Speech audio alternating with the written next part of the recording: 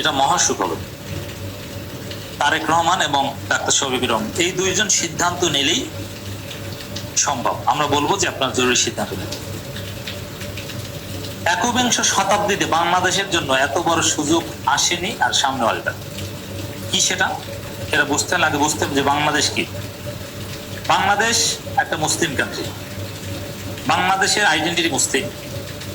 শহীদ president Ziaur Rahman তিনি যে রাজনীতি স্টার্ট করে দিয়েছেন বাংলাদেশের জন্য, যে মানদণ্ড সেট করে দিয়েছেন, ওইটি বাংলাদেশের আসল পরিচয়। বাংলাদেশে অনেক বিষয় নিয়ে পাঠচক্র হয়, অনেক বিষয় নিয়ে বিতর্ক হয়, যে আমাদের পরিচয় কি, আমরা কি বাংলাদেশি না আমরা বাঙালি।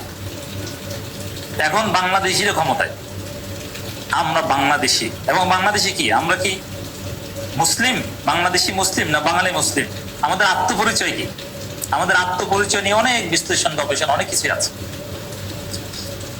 এই সব বিতর্কের সমাধান হচ্ছে আমাদের আত্মপরিচয়, আমরা বাংলাদেশি মুসলিম। জিয়াউর রহমান বাংলাদেশের সংবিধানকে পঞ্চম সংশোধনী মাধ্যমে বাংলাদেশি মুসলিম আইডেন্টিটি সেট করে দিয়েছেন। কিন্তু বাঙালি সেকুলার হিন্দুত্ববাদী, বাঙালি সেকুলার চিন্তা, বাঙালি সেকুলার আইডেন্টিটি এটা পরাজিত হয়ে ভারতে পালিয়েছে পাশাপাশি। তাহলে বাংলাদেশের এখন জাতীয় পরিচয় কি? ওই যে জিয়াউর রহমান যেটা সেট করে দিয়ে গেছিলেন, যেটা সংবিধানে ঢুকিয়ে দিয়ে গেছেন। বাংলাদেশের সংবিধানে শুরু বিসমিল্লাহ, বাংলাদেশের সংবিধানের মূলনীতিতে সর্বশক্তিমান আল্লাহর উপর পূর্ণ আস্থা বা বিশ্বাস। বাংলাদেশের পরিচয় রাষ্ট্রধর্ম ইসলাম, এবং ক্ষমতাসীনদের রাজনীতি জাতীয়তাবাদী এবং ইসলামী মূল্যবোধের রাজনীতি। এইটাই বিএনপির জিয়াউর রহমানের রাজনীতি, এইটাই খালেদা জিয়ার রাজনীতি। বিএনপির বিচ্যুতি হয়েছিল, বাট বিএনপিকে এই পথেই থাকতে হবে, এছাড়া কোনো মুক্তি নেই। আমার আজকের এই আলোচনা বুঝতে হলে বাংলাদেশের আত্মপরিচয় আগে বুঝতে হবে। সিন্স জিয়াউর রহমান বাংলাদেশের আত্মপরিচয় যেটা রাষ্ট্রীয়ভাবে কায়েম হয়েছিল বাংলাদেশি মুসলিম, এবং এই আত্মপরিচয়ের পর বাংলাদেশের ফরেন পলিসি দেখেন, বাংলাদেশের সম্পর্ক সৌদি আরবের সাথে, পুরো মধ্যপ্রাচ্যের মুসলিম দেশগুলো, গালফ কান্ট্রিজ গুলো বাংলাদেশের সঠিক আত্মপরিচয় নির্ধারিত হওয়ার পরেই বাংলাদেশকে তারা স্বীকৃতি দিয়েছে, এবং তারপরেই বাংলাদেশ ঘুরে দাঁড়িয়েছে। কিভাবে? বাংলাদেশের যখন সঠিক আত্মপরিচয় নির্ধারণ করতে পেরেছি আমরা রাষ্ট্রীয়ভাবে জিয়াউর রহমানের হাত ধরে, সেনাবাহিনীকে যখন মুসলিম সেনাবাহিনী হিসেবে গড়ে তোলা সম্ভব হয়েছে, সেকুলার হিন্দুত্ববাদী সেকুলার পরিচয় মুছে, তারপরেই বাংলাদেশের হাজার হাজার লক্ষ লক্ষ শ্রমিক সৌদি আরবে গেছে, কুয়েতে গেছে, কাতারে গেছে, বাহরাইনে গেছে, আরব আমিরাতে গেছে। এটা কিন্তু জিয়াউর রহমানের আমলে হয়নি, এটা বাংলাদেশের মুসলিম আত্মপরিচয় সংবিধানে নির্ধারিত হওয়ার পর, পঞ্চম সংশোধনীর পর বাংলাদেশের এই রেমিট্যান্স বিপ্লব ঘটেছে। বাংলাদেশের মানুষ আরব বিশ্বে গেছে, তারা নিয়েছে, এবং এরপরেই গার্মেন্ট শিল্পের বিকাশ ঘটেছে জিয়াউর রহমানের হাত ধরে। বাংলাদেশের আত্মপরিচয়ের সাথে বাংলাদেশের প্রোগ্রেসের সম্পর্ক, বাংলাদেশের অর্থনৈতিক সমৃদ্ধির সম্পর্ক। বাংলাদেশ তো ছিল খয়রাতি, বাংলাদেশের গ্রামগঞ্জে স্যানিটেশন ছিল না, তাদের পাকা টয়লেট ছিল না, পড়াশোনা কল্পনা করতে পারতো না, জমিতে পান্তাবাদ খেয়ে তারপরে কাজ করতে যেত। এই চিত্রটা বাংলাদেশের প্রত্যন্ত অঞ্চলে কিভাবে পরিবর্তন হয়েছে, জাস্ট দুইটা কারণে। এটাকে বুঝুন, তারপরে সুখবরটা বুঝাই। একটা শ্রেণী গার্মেন্টসে চাকরি করতে গেছে, গার্মেন্টসে চাকরি করে ধীরে ধীরে তারা স্মার্ট হয়েছে, এবং তারা কর্মমুখী হয়েছে, শহরমুখী হয়েছে, তারা একটা সুন্দর জীবন পেয়েছে। গার্মেন্টসে চাকরি করে ছেলেপনদের পড়াশোনা করেছে, তারা ঢাকা, গাজীপুর বিভিন্ন জায়গায় থেকেছে। এক পর্যায়ে এখন বাবা মার গার্মেন্টসে চাকরি করা লাগে না, এখন গার্মেন্টসে চাকরি করা সন্তানরা কোম্পানির চাকরি করে, পড়াশোনা করে, ভালো চাকরি করে, তারা এখন সমৃদ্ধ লাইফ লিড করে। ওই গার্মেন্টসে চাকরি করার লোকজনের গ্রামে বাবা মায়ের জন্য তারা পাকা লেট্রিন করে দিয়েছে, তারা রান্নাঘর করে দিয়েছে, স্যানিটেশনের ব্যবস্থা করেছে।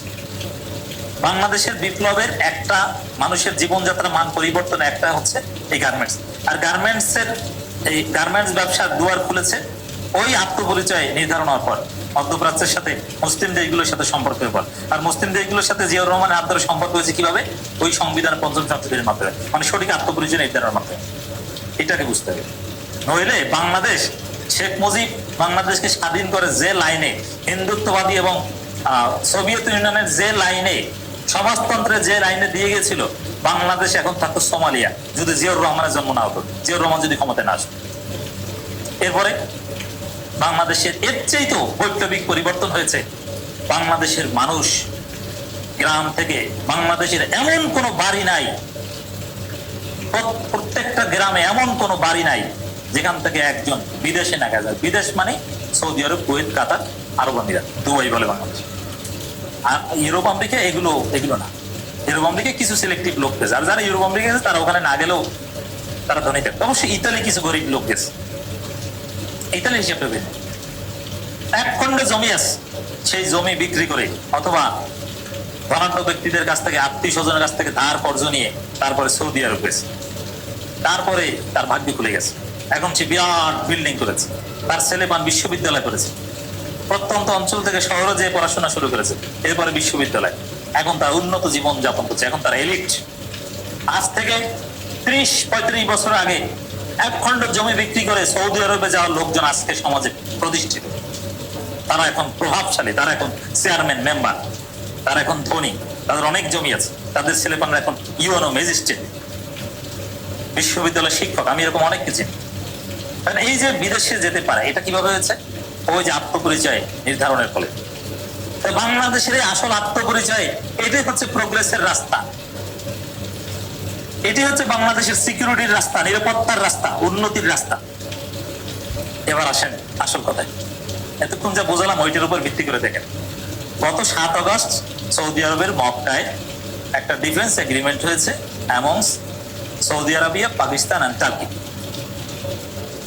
এখন এই সৌদি আরব, পাকিস্তান, টার্কি মুসলিম দেশ, চুক্তিটা হয়েছে আবার মক্কায়। এদের নিরাপত্তার জন্য, এদের স্বাধীনতা সার্বভৌমত্ব টিকিয়ে রাখার জন্য, এদের কালেকটিভ সিকিউরিটির জন্য ইসলামিক ন্যাটো খ্যাত এই Mecca agreement is essential, is necessary. Islamic sentiment থেকে হয়েছে। বাংলাদেশে আবার সেই আত্মপরিচয়ের অক্ষর শক্তি যখন এখন ক্ষমতায়, এখন আবার সেই মক্কা এগ্রিমেন্টে বাংলাদেশে অংশগ্রহণ করার সুযোগ এসেছে, তারাও আমন্ত্রণ জানাচ্ছে, বাংলাদেশ আগ্রহ প্রকাশ করছে। যদি বাংলাদেশ সরকার, তারেক রহমান এবং ডাক্তার শফিকুর রহমান, সরকারি দল বিরোধী দল সিদ্ধান্ত নিলে কেউ ঠেকাতে পারবে না, সিদ্ধান্ত নিয়ে মক্কা এগ্রিমেন্টে যেতে পারে, বাংলাদেশ আর একটা সেই জিয়াউর রহমান হাত ধরে যেভাবে আত্মপরিচয় নির্ধারণের ফলে আমরা একটা মহা বৈপ্লবিক মহাপরিবর্তনের মুখে, সোমালিয়ার রাস্তা থেকে বাংলাদেশ এই রাস্তায় এসেছি, এবার সিঙ্গাপুর, দক্ষিণ কোরিয়ার রাস্তায় যেতে পারবে। বাংলাদেশে কেউ তোষণ করতে পারবে না, বাংলাদেশ মাথা উঁচু করে দাঁড়াতে পারবে। এই জন্য জরুরি ভিত্তিক সিদ্ধান্ত নিয়ে মক্কা এগ্রিমেন্টে অংশগ্রহণ করা দরকার। এই এগ্রিমেন্টের মধ্যে বাংলাদেশের নিরাপত্তা, বাংলাদেশের উন্নতি, বাংলাদেশের চতুর্থ শিল্প বিপ্লব কিংবা বাংলাদেশের প্রোগ্রেস নিহিত। অতএব এই মহা সুযোগ মিস করা যাবে না। বাংলাদেশকে